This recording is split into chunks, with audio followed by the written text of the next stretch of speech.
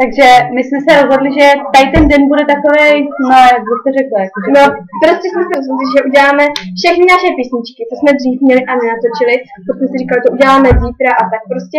Dneska jsme se rozhodli, že teda všechno uděláme, všechno natočíme, náš celý vlastně koncert, je to vlastně koncert, jenom vám to ukážeme takhle na videu, protože to byste museli zaplatit si něco, že to vám nechci.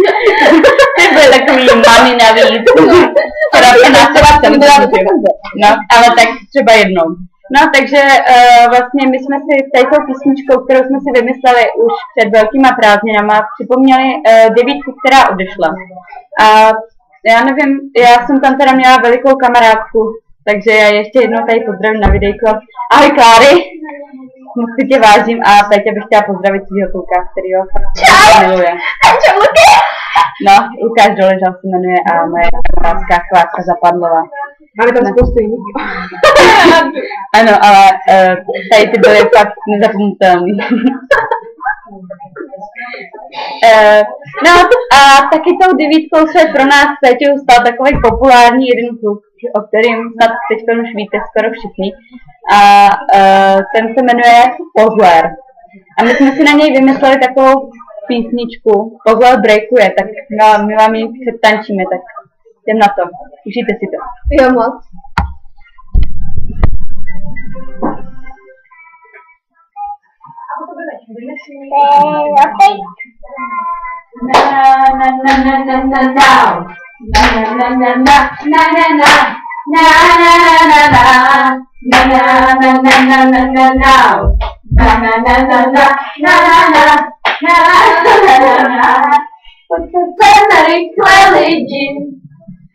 Pozor se vůbec nestydí, breakuje na busáku, kde tančí prostředňáků.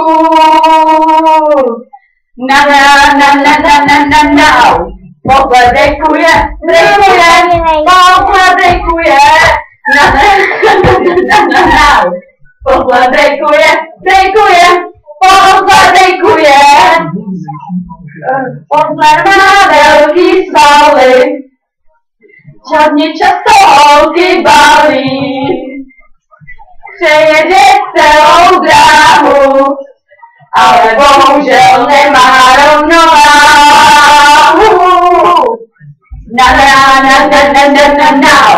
Pozor breakuje, pozor breakuje, pozor breakuje, pozor breakuje, ještě jednou všichni. Pozor breakuje, pozor breakuje,